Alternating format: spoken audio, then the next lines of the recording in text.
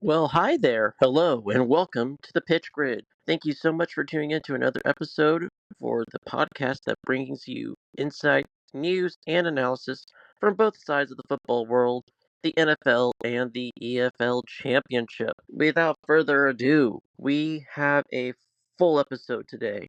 Grab that snack, grab the popcorn, let's get into it. Let's head grid side. We had a trade happen yesterday. Adam Schefter reported that a trade between Philadelphia and San Francisco for Bryce Huff. It is reportedly a mid-round third-day pick. It is in the works, but it can't be official till after June 1st. So Bryce Huff, after tomorrow, will be a San Francisco 49er. Is this a good move for Huff? I want to say yes. I want to say that this could be a career reset. He was okay in Philadelphia. He was really good with Saleh in New York and thrived in that system. Of course, that Jets defense was rather underrated as they were carrying that team for the most part. I just don't know if he is good enough to help make Nick Bosa's life easier. Now, granted, you don't need another Nick Bosa on the other side of a pass rush, right? Because Nick Bosa is a one in generational talent. So you're not always going to get another same player, right? Those are dreams that only like the Philadelphia Eagles can have, right?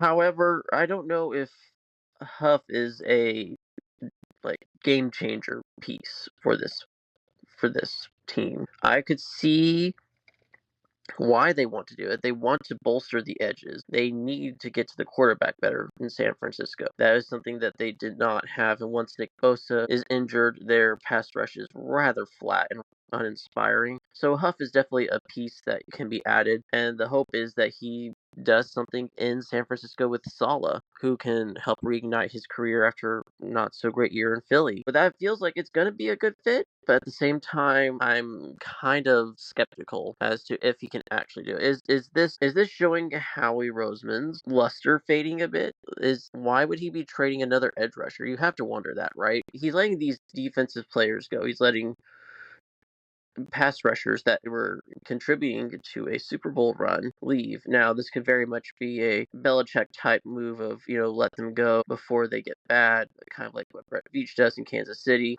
I just don't know. Like, I'm not going to say that this ruins Howie Roseman's legacy on one move, right? No. Howie Roseman's one of the better GMs in this league, and he has often finessed and finagled a move out of nowhere that is stunning and has done incredibly well with that. So I wouldn't say that this ruins his luster at all. However, this feels like the Eagles are letting go of a lot of pieces on the defense that was solid and really was the game changer in the Super Bowl, for example. How is this defense going to look now? Yes, they're going to still have a good secondary, right? We're not going to doubt that. My question is now, how good is the pass rush going to be now that you've lost Milton Williams, Josh Sweat, Bryce Huff, Brandon Graham? I don't know what we have to expect. Are we gonna expect more of a coverage type team? We're gonna expect more of a lock them down the secondary and hope that works type defense? Maybe. Yes, they still have some good edge rushers there and D linemen there in Philly. They always love to bolster the trenches. So I'm not saying that they are completely devoid of talent in Philly, but it feels like they've let go of some of their younger, more exciting players that were due contracts. I mean, Huff did restructure his contract recently as to make this move possible. I think it could be a very savvy move to just help get rid of some cap, and he wasn't that productive last year anyway, so why keep him? I can see both sides of this coin, really, where it benefits San Francisco, but it also benefits Philadelphia as well. The Eagles get a mid round pick, while the Niners get a pass rusher to help ease the load for Nick Bosa and company. Because ever since D Ford left, the Niners really haven't had a pass rusher quite pass rushing tandem quite like they had when they went to the Super Bowl in 2019. So it definitely feels like this could be a move to also help get them a veteran presence on a what is young defense, because they let go of a lot of their veteran players like Dre Greenlaw and Huafonga and a couple of others. Getting Huff is definitely a move to maybe get them some veteran leadership besides just Bosa and Warner on the defensive side of the ball. So a very interesting move that I can see benefits both. Let's get a grade for this trade. I would say that it is a B plus for San Francisco, and I would say also it's a B plus for Philly. I really don't think San Francisco didn't give up a ton of capital, and that's a win for them, and it definitely feels like a win to get a pass rusher. But it also feels like a win for Philly in terms of opening up cap space, opening up maybe some room for a younger pass rusher to make his way. And we know how good Philly's development is of younger talent. So I would not be shocked if this helps both teams in the long run. Although I would say we will quickly find out if Huff somehow emerges next year as like with 10 sacks or something, then this will definitely be considered a win for San Francisco. And I would say that'd be a legit reason to call it a win for them, especially if their pass rush falls off a little bit. And speaking of falling off, Kirk Cousins is falling off drastically in terms of his career. Like, what in the world is his plan at this point? Is he going to retire? Is he going to be traded? Does he get cut and sign with somewhere else? I don't really know the cap situation for Atlanta. A retirement or a trade could really help the cap situation. I think it's so tricky because these rumors with Cousins going to Pittsburgh are starting to heat up. We talked about the Aaron Rodgers situation earlier this week and how Rodgers is just waiting this out, and Rooney says they can't wait much longer, and clearly they want a veteran quarterback. So is Cousins going to go to Pittsburgh, and if so, why does Pittsburgh want him there? A retirement could really help alleviate the dead cap situation in Atlanta, though. Let's say Kirk decides to retire, then I think they get a lot of the dead cap back, and it helps them financially a lot. There's, of course, the rumors that Cousins could be cut and then he signs somewhere else. We're speculating he could go to New Orleans. I don't know if that's the plan. I think New Orleans is trying to rebuild and make a young core with like Tyler Shuck or Spencer Rattler, and that this year is going to be that kind of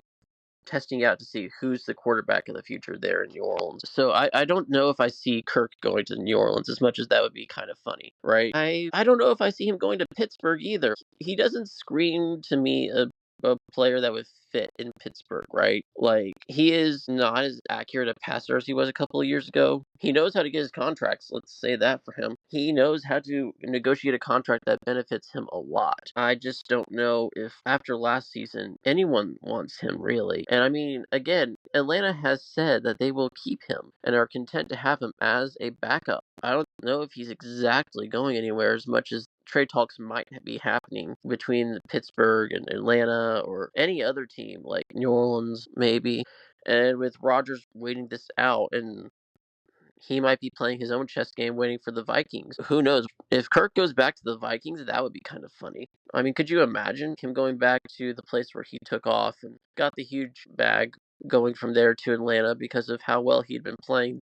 I don't think Kirk is talented enough anymore to be a starting quarterback in this league. I do think he's more of a backup at this point. It's unfortunate because the guy has been nothing but competitive and he's tried his best. I often remember his "you like that" moment in Washington. And of course, Kirk O'Chains. How can we ever forget Kirk O'Chains? Iconic moment there by Mr. Cousins in Minnesota, of all places. I wonder if the Kirk Cousins move is going to set about whatever Aaron Rodgers decides. Like, is Pittsburgh saying, hey, we're looking at this option. If this doesn't work, we'll sign Rodgers, right? Maybe. But in Pittsburgh, I don't know if you want that. Do you really want to plaster? We talked about this last episode, but a plaster option seems very short term and very short sighted by the Steelers. Instead of trying to build for the future with the pieces they have, they could be doing so much better than a once a year plaster situation. To me, that feels very short sighted and not forward thinking at all. Is Kirk going to start?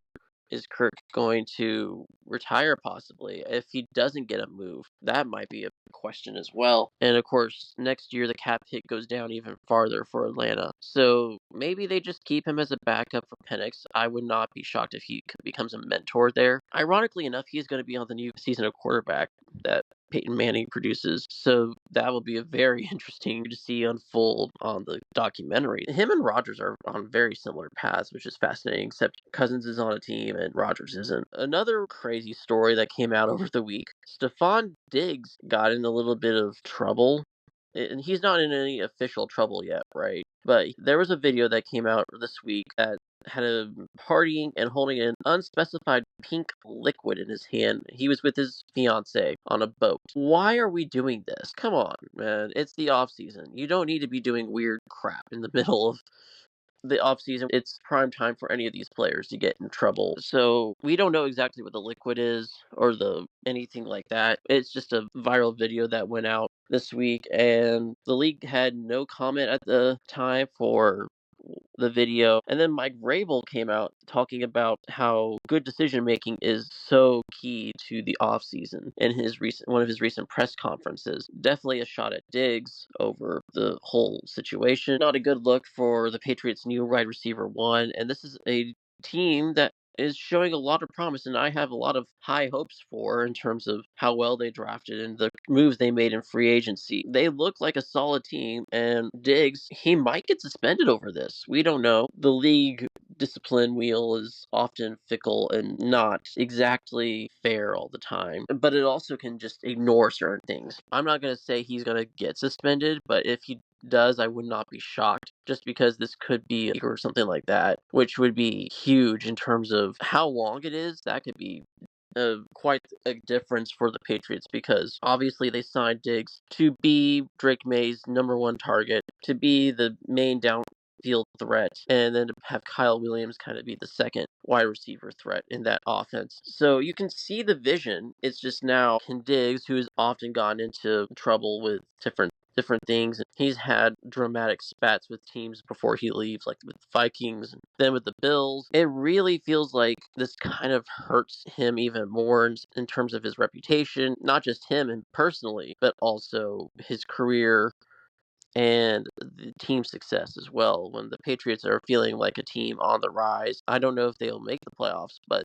they'll definitely be in and around that hunt, I think, and they'll definitely have improved their win total if they can keep their heads on right and not pull this kind of stunts. How long he's going to be suspended? I would say if he does get suspended, it's probably going to be like 2 games or something like that. I wouldn't think it's going to be more than that. He might just get a huge fine out of this, which would probably be the best case scenario. Mike Vrabel has a very disciplined New England style culture, right? He was a player under Belichick, for goodness sake. He very much instills that kind of mentality of do your job that Belichick loved to preach. And Diggs is not exactly someone who subscribes to that mentality all the time. This could be an interesting little spat, maybe, brewing between him and Vrabel. But only time will tell. Hopefully he learns and he will put the team first from now on, and this can go behind and be a pretty fruitful year for the Patriots. Maybe they turn their fortunes around after a messy last few years after Belichick and Brady. So what is going on in the Browns QB room? We know Kenny Pickett is the presumed favorite. However, last night some news came out that Shedeur Sanders is apparently last in the depth chart in this quarterback room. The presumed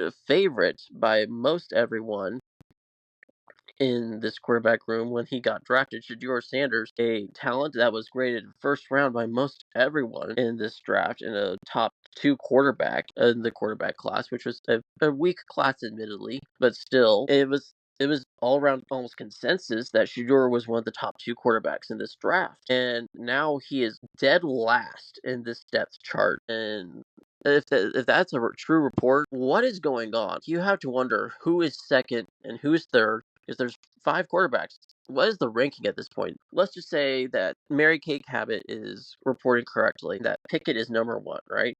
We now know that Shedeur may be number 5. So that leaves Flacco, Gabriel, and Deshaun Watson, who is injured and can't play to start the season. Deshaun Watson is anywhere from 2 to 4. What is going on? Like, you would presume that at least Shedeur would be number 4 in this situation because at least he's able to play. At least he has legs that he can stand on and hasn't had a setback of an Achilles injury, for goodness sake.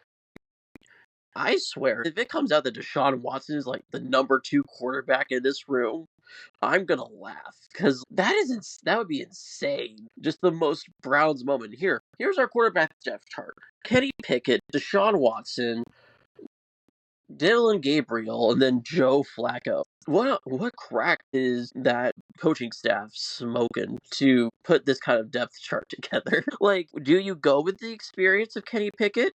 I mean, and that's a valid argument to have. Like, he has the experience starting in Pittsburgh. He started a few games in Philly. So you have the argument that he started, and then when he was in Philly, he looked decent. Do you go with that? Do you go with Joe Flacco's glory days? And the last time he was with the Browns, he did pretty well and led them to the playoffs in a miracle storyline?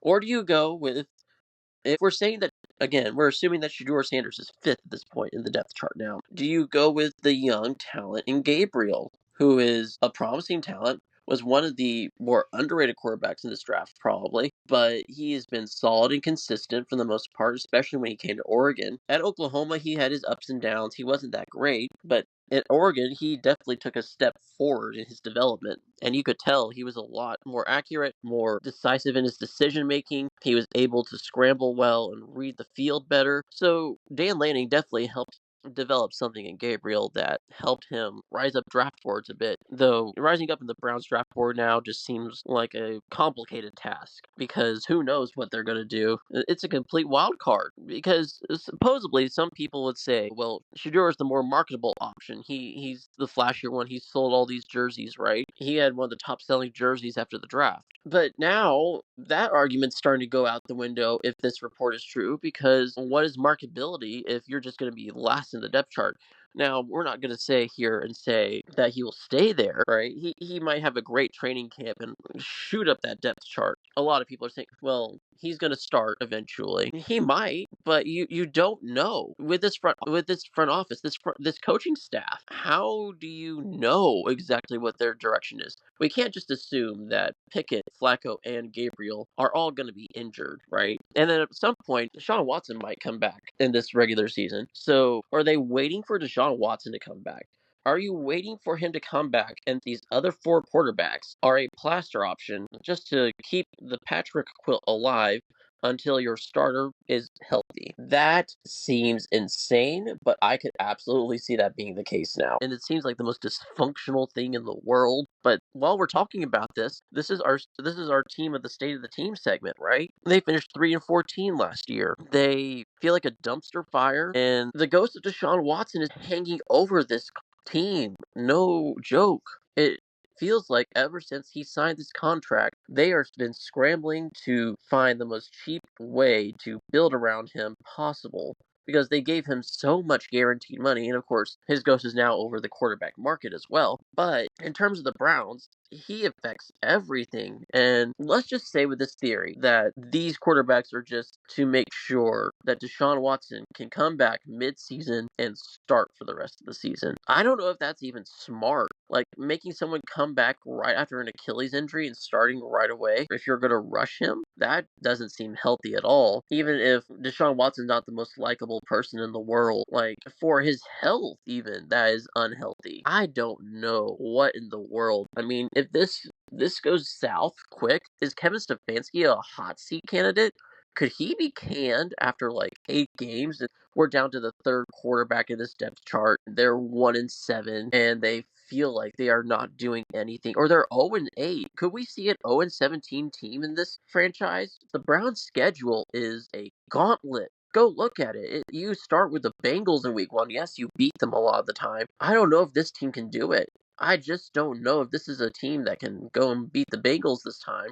As much as it is kind of hilarious how slow the Bengals start and how the Browns seem to have their number for some reason, I just don't see this being a team that can win many games. And with the situation in the quarterback room being a prime example of how icky it is and how almost diabolically cataclysmic. Man, I feel so bad for you, Browns fans. You have suffered with this team for so long, and now you have a situation that feels almost comical because your coaching staff can't put this together and have a semblance. Now, this might be a brilliant move. If Pickett starts well, right? Let's just say Pickett continues to be the number one starter going through camp, through the preseason, and somehow he survives the slog of a battle that this will be in training camp. Let's just say somehow Tiny Hands becomes big time and becomes quarterback one. If he succeeds, wins them 3, 4 games, I'm not saying he will because I don't know how. This could be, in my opinion, the first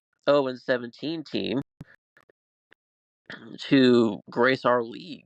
And that's saying a lot because that is so hard to do because you have professional athletes on every single roster that all want to win. And on any given Sunday, anyone can win. But this feels like a prime task. But if Kenny Pickett can start off well, then this will become like the most genius move of all time for Kevin Stefanski, and he might get an extension because of this. I mean, we're all predicting and all thinking that this will probably be a dumpster fire, and we can't know anything. I really do believe that this battle will come down to preseason. You have 3 games to decide who is your. Yes, this can go well in training camp, but it's going to be under the lights against teams of different caliber what your starting quarterback is. And maybe Shedeur proves himself on the field rather than in training camp. And I mean, you had reports that he was looking great in training camp. He had some great passes. I think he went like 26 for 30 at one point. Like, that's insane. Like, if that's true, like, good for him. Like, he's showing that he can be accurate, but he's with a team that is almost incompetent. You might have a coach that could be headed for the door sooner rather than later, especially if this goes south and with a hard schedule that they have coming up. That's a possibility. And the defense is still good, right? We still have Myles Garrett. We still have a lot of good pieces on that defensive side of the ball. It's just they can't carry the load all the time. We've seen this with so many teams over the entire history of the league. If one side of the ball is carrying the other, you're not always going to succeed. Just look at the Bengals last year, where the offense was carrying the defense, and the defense just couldn't match the offense's productivity, and they missed the playoffs. Yes, the defense might be solid. It's not as good as it was a couple of years ago when it felt like you couldn't do anything against that Browns defense, but now it feels more questionable. It's the better unit on this team, I think. Yes, you have Jerry Jeudy. He's probably going to be your wide receiver one. You have Quinshon Judkins, too. That's a good replacement for Nick Chubb. And, of course, you have Elijah Ford. And you've got some solid options at running back. Receiver is where I question this offense and offensive line big time. There's just so many questions on this roster, not to mention the least of those being at quarterback. And I feel like if this is truly the shakeup of the Browns quarterback situation, it feels doomed. I'm going to do a quick list of what I think might be the current depth chart, assuming that Pickett is 1 and Shedeur is 5. So we're going to go Pickett at 1, probably Flacco at 2, then Gabriel at 3, Watson at 4, and Shedeur at 5. If that is true, that is an insane depth chart. I would love to be a fly on the wall at this facility right now. I would love to see the thought process behind this. The Browns, you feel bad for them. And I know you AFC North fans are going to say, oh, well, you don't feel bad for them. Of course you don't. They're your rivals. But at some level, you do have to feel like, have their fans not suffered enough at this point? Wow. Just wow. Another wow thing that's happening, but in a good way, Cam Ward is apparently getting rave reviews. There's been videos going around of his arm angle and his arm strength at Titans OTAs and minicamp. Again, we can't take anything concrete away from OTAs, right? But it's still something to talk about. If Cam Ward is being accurate and getting deep balls out, he has interesting arm angles. That was something with Mahomes. That was something people were talking about with him. Louis Riddick was often talking about that, like with Stephen A. Smith. There's an interview where Riddick is talking about his arm angles, and the team is talking to him about how they've never seen a guy like Mahomes before. If Cam Ward is showing these kind of signs, this might be good news for Titans fans, right? Now, does arm angle mean anything? No, but it could mean that he has different angles to trick defenders. We saw this with Mahomes early on, especially, where his ability to field and be a former shortstop, he was able to go at different angles and throw the ball at high velocities that most quarterbacks couldn't and most defenses were not expecting. So it really took a lot of people by surprise and off guard.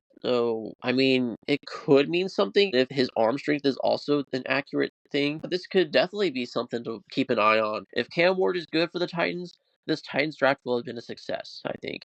Because the Titans, they addressed needs.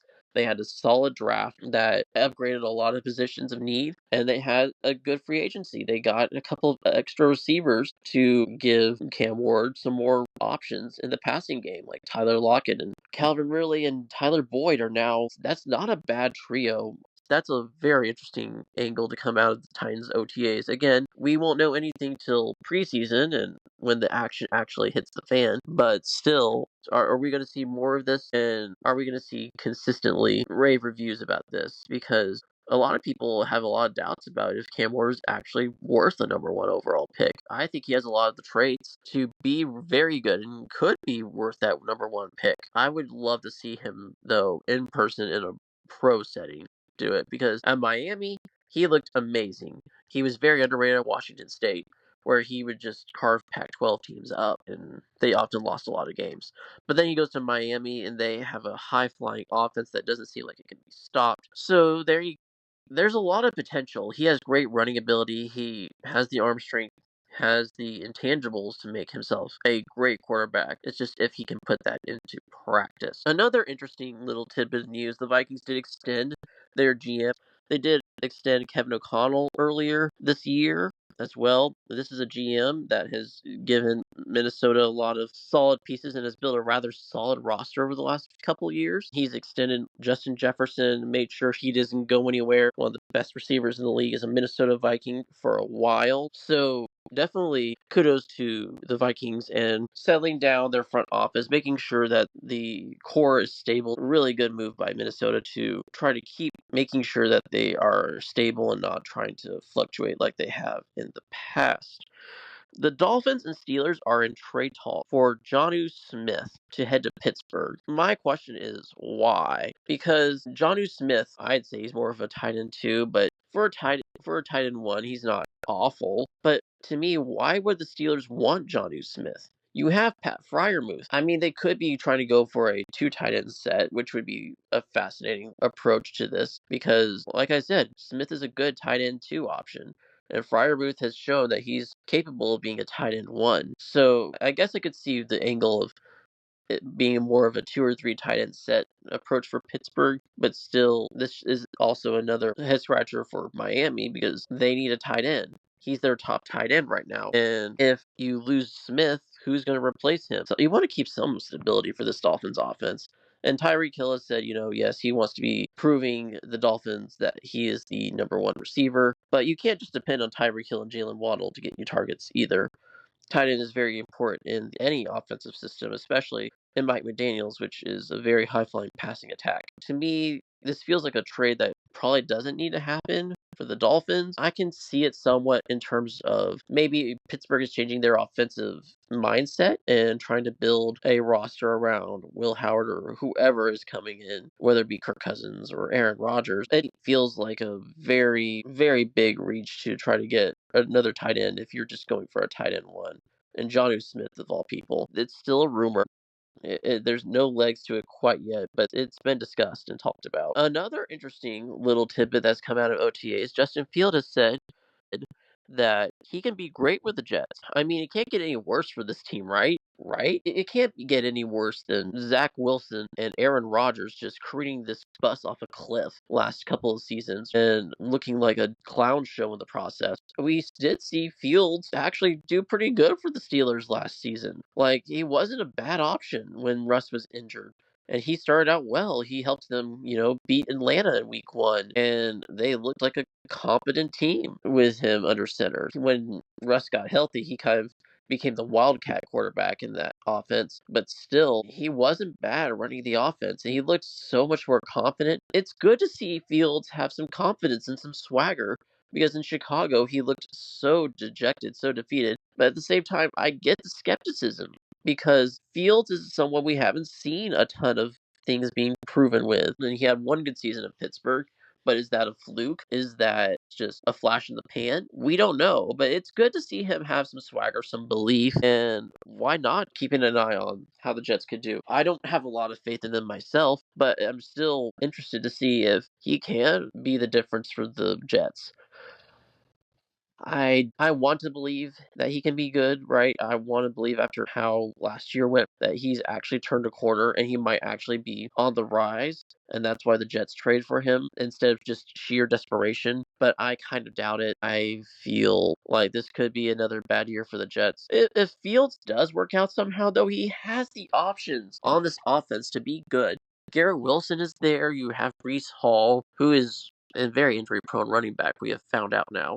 The offensive line is the big question mark. They've kind of addressed that with some free agency and draft. So this is definitely like something the Jets have tried to actively improve on. Aaron Glenn definitely seems like he has the right mindset as coach of that organization. And if he can bring a mentality to this Jets team, maybe it's a better situation than we all think. Maybe they're a surprise team that catches us off guard. I right now just don't on paper see this being a team that can do that. I cannot wait for the NFL season because then we get all these questions answered. We get all these kind of speculations out of the way, and we just get down to business. So, who are the top 10 coaches in the NFL right now? I mean, we could all agree, Andy Reid, Nick Sirianni, Kyle Shanahan are at the top of this list, right? But who would I say are the top 10 coaches in the NFL right now? I'm going to go based off of the following criteria, right? Consistent winning, decision making, roster construction, and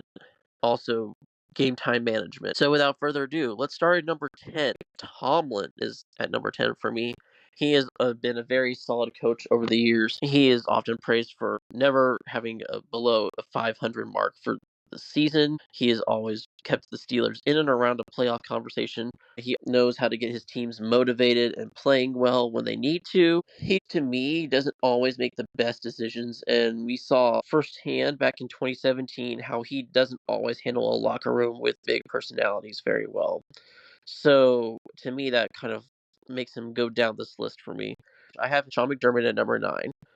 He feels like a coach that is very good at defense. He is so good at that side of the ball and has helped the Bills be solid on it. He often butchers the big game situation moments that you often go out of this wondering, what was that? Like, let's go back to 2 years ago when the Bills hosted the Chiefs, right? They went for a fake punt, and that was one of the most head scratching things when that offense was going up and down the field on the Chiefs defense, just one of the better units in the league, and you were just wondering why are they going for a fake punt. And there were a couple decisions in the last AFC Championship game as well. It just feels like McDermott in big games freezes up a bit and often makes strangely ultra aggressive situations that aren't always the best decisions to make in that moment when these aren't the big moments that he thinks they are. So I would have to put him at number 9. John Harbaugh also is kind of similar. He often can get ultra aggressive at weirdly specific moments,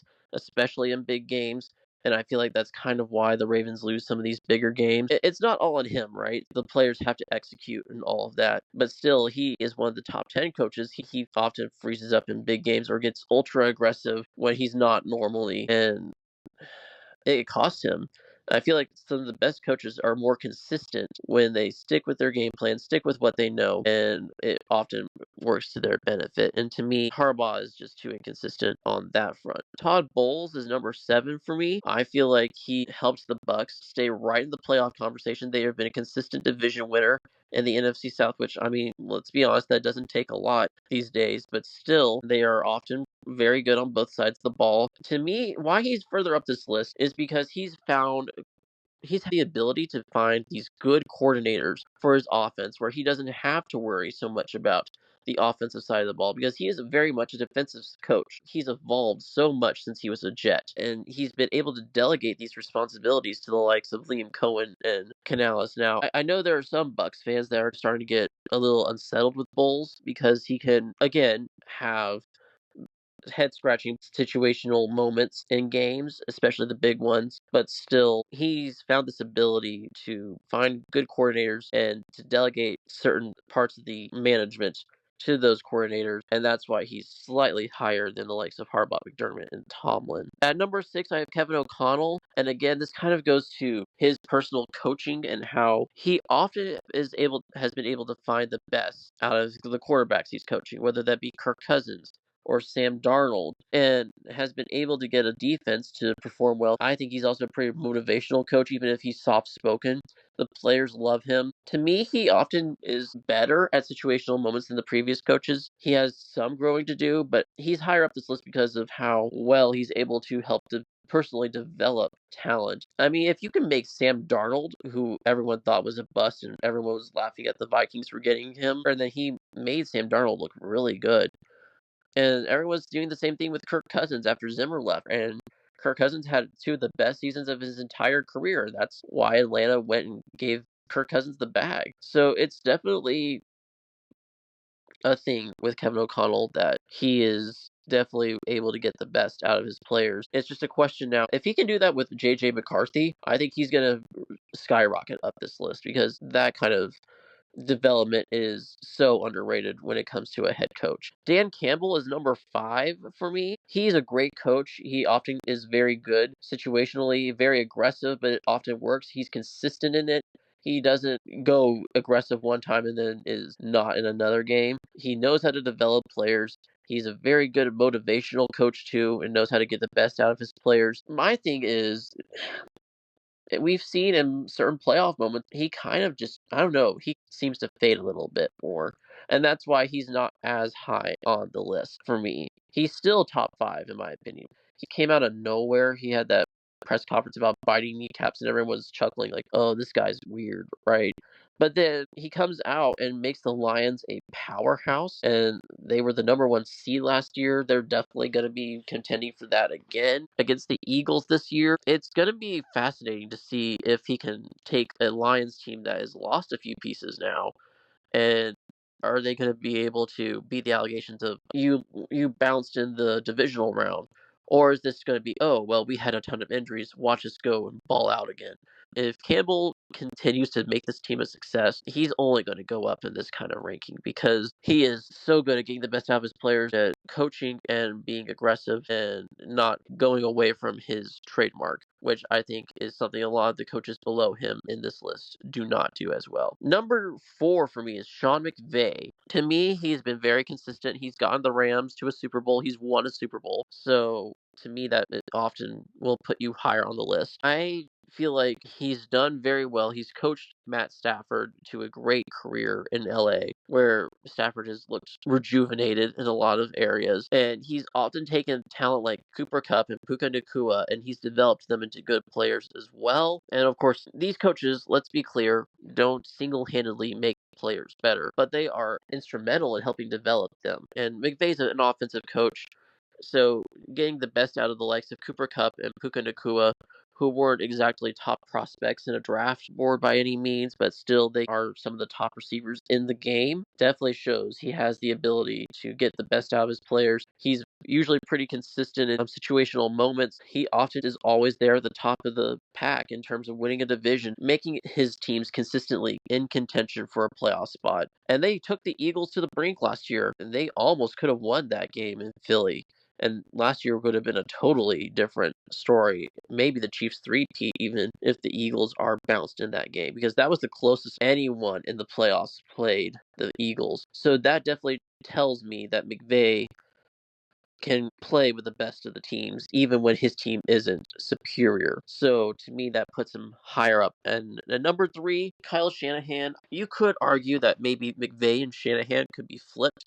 I wouldn't have a complaint with that. I just put Kyle Shanahan here because he's been to multiple Super Bowls. He's been able to get the best consistently out of his players. He was able to get Brock Purdy to play well, and Jimmy Garoppolo at a point to play well. So this is a guy that has been able to develop players, get the best out of them consistently. He, to me, though, was a little bit lower than the top 2, but he's a little lower than them for me because of the situational dynamics that he has had in like Super Bowls, for example, not helping his players know what overtime rules are, just not fully feeling prepared at certain situations. It feels like at the biggest stage he freezes up, but like on every other stage he feels like he can out tactic, outsmart, and outfox you in every way on the gridiron. It's just when he gets to the bigger stage he freezes up, and it's unfortunate for him because he's one of the top coaches in this league. To me, number 2 is Nick Sirianni. I feel like this Super Bowl win for him definitely has propelled him up this list. If he hadn't, I don't think he would be number 2, but right now he is definitely the number 2 coach in the NFL at this point. I feel like he has done very well in getting a stacked Eagles team to perform very well. You know his identity, you know how the Eagles play, you know how they work. He's very emotional, gets the best out of his players, and often in big game situations, he's unflinching and he knows how to make sure that he can have the upper hand in those situations. So I would definitely put Sirianni at 2, and obviously number 1 is Andy Reid. I feel like his multiple Super Bowls, his way to consistently keep the Chiefs at the top of the AFC, no matter what the talent on paper looks like, and also having a way to be able to have coaches that he can delegate to make sure that he can succeed as a head coach is often an underrated characteristic to his style lately, especially when he's been in Kansas City. He's been able to delegate it to like Steve Spagnuolo for the defense and let him do his own thing, let Matt Nagy do his thing on offense. There's of course the debate if Andy Reid is actually the play caller. I would say he's probably half play caller for this offense, half not. It often you could debate that.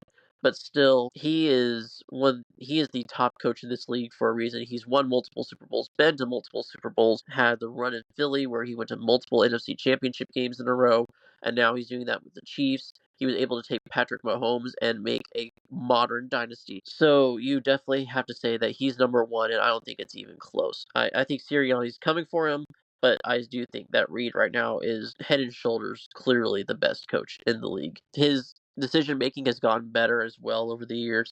I can remember back in 2015 where he was questioned for several decisions he made in the divisional round against the Patriots. And I think he's gotten so much better, and it feels like he's upgraded his skill points, to be honest. So, because he evolves, and he doesn't just play one singular style, but he develops and evolves to make sure his teams are the best they possibly need to be with the talent that they have on the roster. To me, that is what makes him a bona fide Hall of Fame coach, and he will be in the Hall of Fame as soon as he is eligible. I have no doubt on that one. Speaking of coach speak, let's talk about who are the first time coaches. First time coaches, they're such a wild card. You never know what you're going to expect, right? We're not going to include Pete Carroll and Mike Vrabel on this list because they have coached before. I'm talking strictly the new coaches that have never coached a game as a head coach before. So what first time head coach would I trust to win me a game if my life depended on it? If I had to pick one coach that I think could win me a game and everything else was irrelevant, I would pick Ben Johnson. I think he has got the wily strategic presence on offense to be able to outwit you offensively. And like right now he's got Dennis Allen for his defensive coordinator in Chicago. I don't trust Allen as a head coach. I trust him as a defensive coordinator, though, and I feel like if Ben Johnson can pull an Andy Reid and delegate the defense to Dennis Allen, and he works on the offense, I definitely trust Ben Johnson to win me a game. The one that I do not trust the most is Brian Schottenheimer. Look, I love Marty Schottenheimer. He is, to me, one of the most underrated coaches in NFL history. He will always feel disrespected in my eyes. I don't trust Brian as much. Brian feels like he's been all over the place. His offenses are never consistent. He often tends to call weird games on offense at weird times. And to me, this felt like a very big reach by the Dallas Cowboys to hire Schottenheimer just because they want to be different and buck trends. I could totally be proven wrong. Schottenheimer could turn this Cowboys offense around. Clearly, he is also picked to help mentor Dak and help get him to the next level because they just paid Dak. And of course, they have the offense in CeeDee Lamb, and now they have George Pickens. He was hired to make the offense better after Mike McCarthy had made them kind of stagnant the last couple of years. So I definitely could see the angle of why he was hired. I just don't know if he was the right hire. So tell us your thought. What first-time coach would you trust to win you a game? Who are your top 10 coaches? Sound off on the list. Do you think I got it right? What would you change about it? Tell us in the comments. And without further ado, let's head pitch side. There are a few little tidbits of news. Um, Liam Delap leaving Ipswich. There are reports that paperwork was exchanged yesterday and that he'll have a medical on Monday to become a Chelsea player. The reported fee for him was £30 million. To me, this feels like a very interesting situation because like Delap is clearly head and shoulders the best striker that Ipswich have. Showed his quality last year in the Premier League. Showed he was one of the better strikers, and he scored double-digit goals, and often in the Premier League, you need that. For Ipswich, why are you selling your striker? Yes, I know he's had a taste of the Premier League now, and he knows what he can do, so he's definitely going to want out. But still, it feels like if you had kept Delap, this Ipswich team would have been unstoppable. Now that he's gone, I kind of wonder who's going to be at the top and what kind of system Ian McKenna is going to have coming into this season. I feel like there's a lot of good attacking talent, so I'm not like too worried about it, right? But I wonder if now Ipswich are going to use their parachute payments to go get themselves a really good striker. I feel like this is a good move for Liam Delap. I think he definitely wants to go to the Champions League, which is where Chelsea are headed, winning the Europa Conference League, and they're trying to improve and try to contend for the title, I think, next year. Maresca loves his Arsenal strikers. No pun intended on the Arsenal. This feels like a good move for Chelsea. I do wonder now what Nicholas Jackson is going to have to do to get his starting place in the team, or are they going to go a two-striker system with Delap and Jackson at the top? That could be a fascinating move as well, tactically speaking. But for now, this feels like a huge loss for Ipswich Town, and it now seems like striker is going to be a huge priority in the summer transfer window when it opens next month. We also had reports from the Irish Sun that Leeds United, Crystal Palace, and Bournemouth are all fighting for the signature of Finn Azaz from Middlesbrough. Is he worth it to go up to the Premier League? He is a great facilitator. He's a great passer. He can shoot well. Last year, he led in goal contributions in the championship last season, but also he disappeared for long stretches of games, and it feels like he could be a good addition, but I don't know if he's quite Premier League level yet. I feel like he needs another year. Are Middlesbrough going to be able to keep hold of him? I think they could, but it feels like it's going to be a hard struggle to do that. I think Finn Azaz likes Edinburgh, and I think he'll stay. If there is someone that's going to leave Middlesbrough, it's probably going to be Hayden Hackney, and that feels like the more certain of the two. But it is interesting to see that these reports are coming out about one of the championship's best distributors of the ball and goal scorers as well. It's definitely something to keep an eye on as the transfer window opens as well. Welcome to Wrexham. Season 5 is confirmed a couple of days ago. Will this continue to bring exposure to the championship and lower leagues? I think so. It's a very popular series, especially here in the States, with how Rob McElhaney and Ryan Reynolds have been so popular and how they've marketed it to especially American audiences. It's really taken off and fascinated a lot of people. You have the likes of like Birmingham City's documentary coming out on Prime. Tom Brady, heading up that ownership group here in the States. There's definitely going to be more exposure, I think, to the championship going forward here in the States. And I think it's a really good thing. Can this be a Hollywood story? I don't know. I see Hollywood being thrown around a lot for Wrexham. And can Hollywood be an adjective that describes a team that's had back to back to back promotions?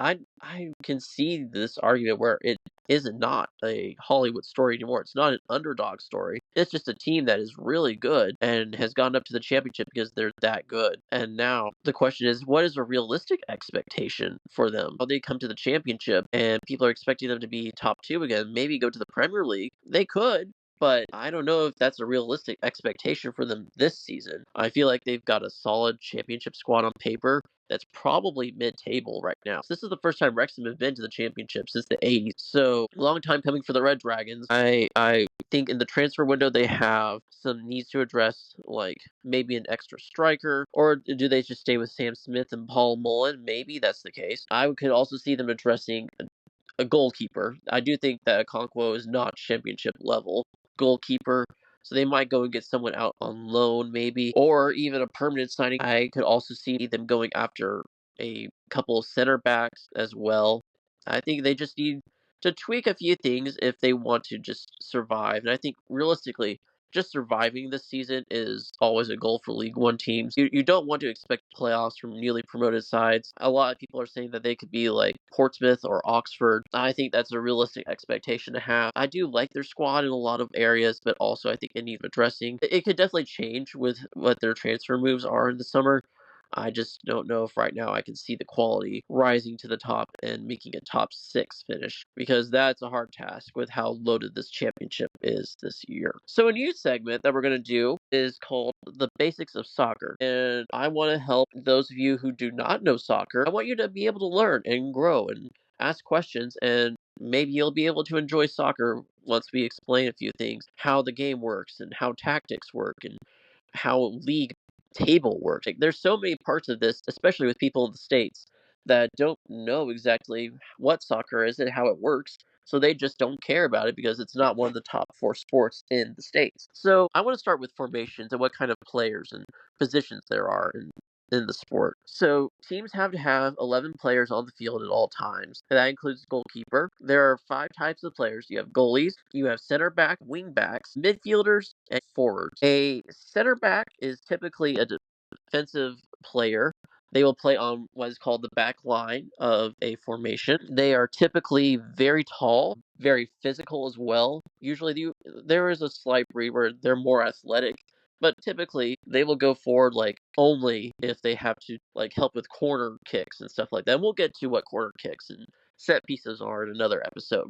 But right now, all you need to know is a center back is a very tall, physical player that can head balls out of their box. So you can call them like the defense. Wingbacks are kind of a breed where they can be defensive or offensive depending on what kind of tactic a manager has for them. Some wingbacks will go up further up the field. They play on what's called the wings or the far sides of the pitch. So if you're playing centrally as a center back, because you're defending the middle of the pitch, wingbacks are more on the wide areas. But there are some wingbacks that will go further up the field. They're quick, they're twitchy, they're athletic, and they can help support the forward or attacking players up the pitch more. Or there are some wingbacks that are more defensive, are more physical, and they're more of a center back type of player. Then again, it depends very much on the manager and what type of formation he wants to play and what kind of tactic he likes to use. Midfielders, they can be a interesting breed. They are typically often used to help dictate possession and facilitate the attack, but also help on defense. They control the middle areas of the field. They like to help facilitate. They like to help pass the ball into open areas for the attacking players to get forward up the pitch. Typically, a midfielder is built very physically. There's defensive midfielders, there's attacking midfielders. It depends on what kind of tactic, again, a manager has. But often nowadays it's a midfielder is very accurate with his passes, can distribute the ball to others very quickly and very accurately, so it helps facilitate an attack. And then they can also dominate possession because you want to have most of the ball for the majority of the game, right? So if they can help dictate possession and keep the ball away from the offense, that's kind of the job for the midfielders, is make sure they use that possession to help generate an attack. The forwards are ones who get up the pitch. There's 2 different types. There are attackers and there are wingers. Attackers, I mean strikers. The strikers are ones who are really good at shooting, really good at making sure the ball goes in the back of the net. Wingers are ones who are fast, who typically operate outside the penalty area, but will sweep in what are called crosses or passes that can get into the box and cause problems, so the strikers can pounce on the ball and score. And strikers are typically very fast, or they can be very tall depending on his tactic. There are what are called target forwards. They're usually very tall, very physical strikers that will be able to hit a ball very well. And there are others that are very fast, very twitchy, and can create space for themselves to shoot. Usually, the striker is meant to be very accurate with his shooting because his main job is to score goals. So, when you see a number like a 4-2-3-1, for example, what does that even mean? There's 4 different numbers. There's dashes in between them. What in the world does it even mean? Think of it like a pyramid. So the center backs and the defensive players are the base of the pyramid. They are making sure that the formation is secure and can hold up the rest of the formation to help generate an attack. And they make sure the foundation is solid and defended well. Then you have the midfielders who uphold an attack, but also help support a defense as well. Then you have your forwards and your attacking midfielders who often are trying to help you reach the pinnacle or success of an attack and are the main thrust for your offensive moves. Hopefully that explains it a little bit. If you have any questions, definitely drop any comments. I want to be able to help others understand the game of soccer and enjoy it as much as I do. And maybe when we get to the regular season, we can all enjoy some soccer and maybe we'll be interested and have enough knowledge to know what's actually going on the pitch. And with that, that is it for this episode of the Pitch Grid. Thanks for joining us so much. If you're watching on YouTube, like, subscribe, and hit that bell so you never miss an upload. Are you listening on Spotify or Apple? A rating or a follow goes a long way. We'll be back soon. More chaos, commentary, coverage from the championship and the NFL. Until next time, stay sharp, y'all.